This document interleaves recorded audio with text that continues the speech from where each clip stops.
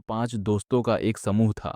लीना, आर्यन, सारा, रोहित और अक्षय, जो बचपन से एक दूसरे को जानते थे। वे सब कुछ साझा करते थे, रहस्य, सपने और अनगिनत रोमांच। लेकिन एक दिन ऐसा आने वाला था जब उनका बंधन ऐसे तरीके से परखा जाएगा जिसे उन्होंने कभी सोचा भी नहीं था। यह सब तब शुरू हुआ जब आर्यन ने उन्हें शहर के बाहर एक पुरानी परित्यक्त हवेली के बारे में बताया। हवेली वर्षों से वीरान थी। उसकी खिड़कियां टूटी हुई थीं और दरवाजे क्रीक करते थे। इसके बारे में कई तरह की अफवाहें थीं। वहां के बारे में लोग कहते थे कि यह एक भूतिया जगह है जहां अजीब घटनाएं होती हैं, भूत प्रेतों के आकार दिखाई देते हैं और एक रहस्यमय ताकत है जिसने सभी को दूर भगा दिया है। लेकिन दोस्तों के लिए ये हवेली में एक हफ्ता बिताने का विचार रोमांचक था। वे सब मिलकर अपने डर का सामना करना चाहते थे। जब वे वहां पहुंचे तो हवेली अंधेरे आकाश के खिलाफ खड़ी थी, जैसे एक भूतिया राक्षस। हवा में तनाव था, मानो घर खुद अपनी सांसें रोककर खड़ा हो। वे अपनी बैग्स लेकर अंदर चले गए। फर्श उनकी वजन से चरमराया और धूल हवा में उड़ रही थी, जैसे हवेली को दशकों से कोई जीवन नहीं मिला हो। पहले कुछ घंटे कोई घटना नहीं हुई। वे मजाक कर रहे थे, घर के भीतर घूम रहे थे और यहाँ तक कि पुराने पत्र और तस्वीरें भी ढूंढ रहे थे। लेकिन जैसे ही रात हुई, माहौल बदलने लगा। घर जैसे जीवित हो उठा। अजीब आवाजें आने लगीं। दीवारों के भीतर फुसफुसाहट, अजीब कदमों की आवाजें और परछाइयां जो बिना किसी कारण के हिल रही थीं। लीना ने सबसे पहले यह देखा। एक धुंधली सी परछाई जो मुश्किल से दिख रही थी, सीढ़ियों के ऊपर खड़ी थी और उन्हें देख रही थी। उसका दिल तेजी से धड़कने लगा और वह हिल भी नहीं पाई, जैसे बोलने की ताकत ही चली गई हो। बाकी लोग मुड़े और देखा, लेकिन जब वे देखे तो वह परछाई गायब हो गई। एक ठंडी चुप्पी छा गई।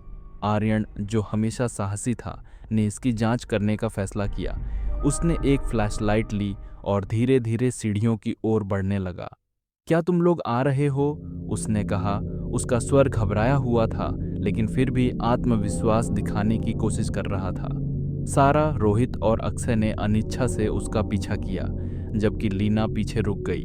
उसकी आंखें खाली हॉल की ओर चिपकी हुई थीं। जैसे ही वे सीढ़ियों पर चढ़े, तापमान अचानक गिर गया और एक गहरी आवाज उनके शरीर में गूंजने लगी।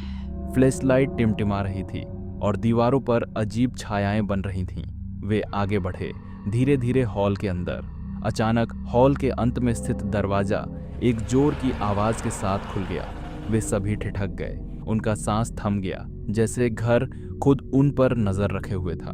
उस कमरे में घना अंधेरा था, लेकिन ध्वनि तेज हो गई, जैसे फर्श के नीचे से कंपन हो रहा था।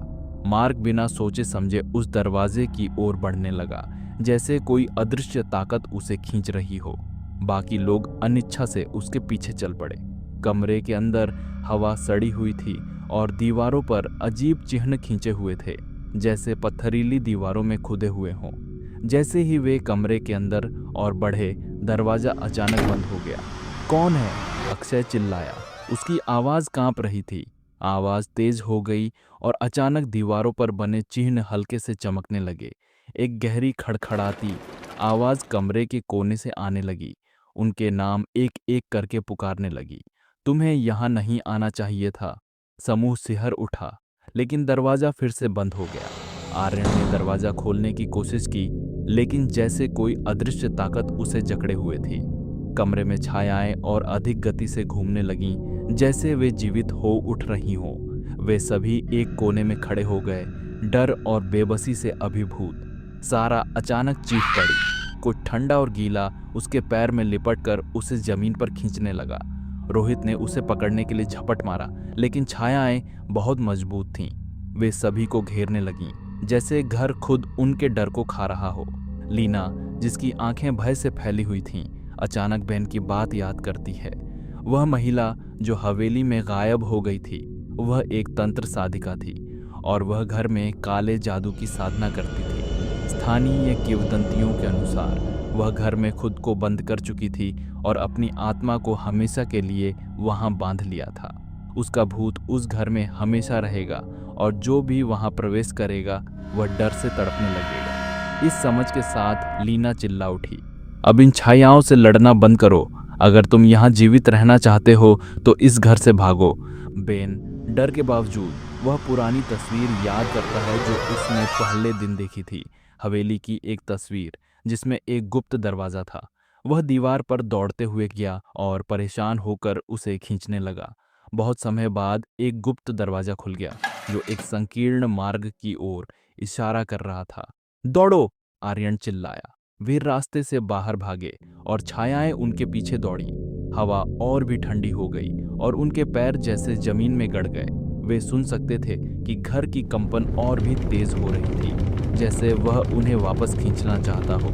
लेकिन एक अंतिम प्रयास में वे दरवाजे तक पहुंच गए। ठंडी रात की ताजगी में हवेली उनके पीछे खड़ी थी, पूरी तरह से चुप और अंधेरे में, जैसे यह कभी जीवित ही नहीं थी। दोस्तों ने काफी देर तक कुछ नहीं कहा। वे पूरी तरह से भयभीत थे। जो कुछ भी हुआ था वह उनकी जिंदगी में एक गहरे डर की तरह बस चुका था।